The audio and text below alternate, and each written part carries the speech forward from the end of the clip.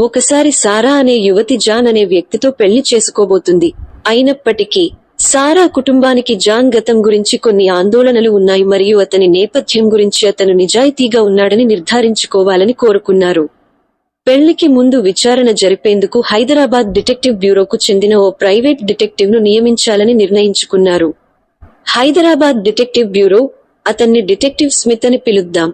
John యొక్క పని చరిత్ర, వ్యక్తిగత సంబంధాలు మరియు ఏదైనా సంభావ్య నేర చరిత్ర గురించి సమాచారాన్ని సేకరించడం ద్వారా అతని పరిశోధనను ప్రారంభించింది.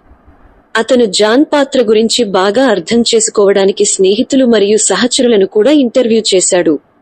డిటెక్టివ్ స్మిత్ లోతుగా త్రవ్వినప్పుడు అతను జాన్ కథలో కొన్ని అసమానతలను బయటపెట్టాడు.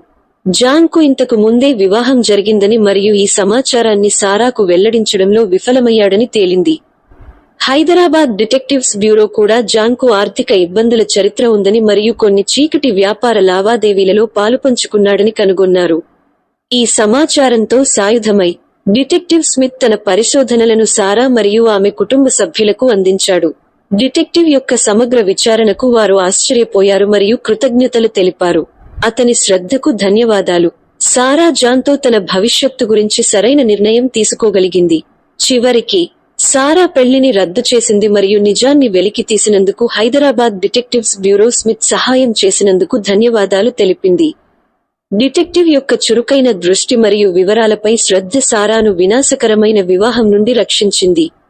అందువల్ల సమస్యను పరిష్కరించడంలో డిటెక్టివ్ పాత్రకు సారా కృతజ్ఞతతో భావించడంతో ప్రీ మాట్రిమోనియల్ దర్యాప్తు కథ ముగింపుకు వచ్చింది.